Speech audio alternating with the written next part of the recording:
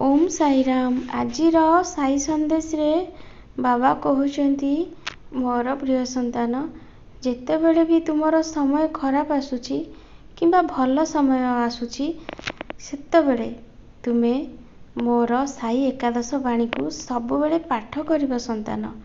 से समय भल थाउ कि खराब थाउ सखाळु जेबे उठिब सेतेबेले मोर एकादश बाणी को पाठ करिब। पुणी राति शोइला बेलू मोर एकादश बाणी को पाठ करिकी शोइब। सेतिरे बहुत चमत्कार अच्छी संतान। बहुत बड़ बड़ समस्यार समाधान एही साई एकादश बाणी रे संभव हेई पारुची। थरे पाठ करिकी देख संतान। तुमे पचारिब बाबा आमे तो गोटे दिन दी दिन पाठ कलु ताहले काई आमक तो किछि फल मिलिलानी।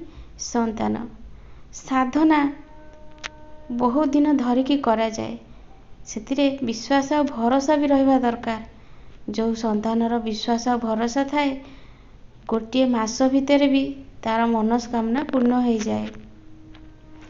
आउ मोर साई सचरित्र ताकू गोटे लेखा अध्याय सबुदिने पाठ कर। तुमे सबू जानुच सबू शुणुच हेले अलसुआ हेकी पुणी किछि भी करि पारुन संतान। जोथि पाई कि तुम जीवन रे समस्या पर समस्या देखा देउची। बाहर को जिबार नाही कि बेसी पैसा भी खर्च करिबार नाही। एही सरल उपाय करिकी तुमे तुम जीवन रे बहुत किछि प्राप्त करि परिबो संतान। भगवान जदि जहा को भले रखिबे से मनीषर किए कौन क्षति करि परिबो संतान। एबे भी समय अछि निजको बदलै दियो। समय अनुसारे काम करि चल संतान। समय को नष्ट करनी। गोटे गोटे मिनिट तुम पाई बहुत लाभदायक संतान। सेथि लागी समय को नष्ट करनी। समस्त कर्तव्य को ठीक समय रे कर। देखिबो सबू किछि आपे ठीक हेई जीवो।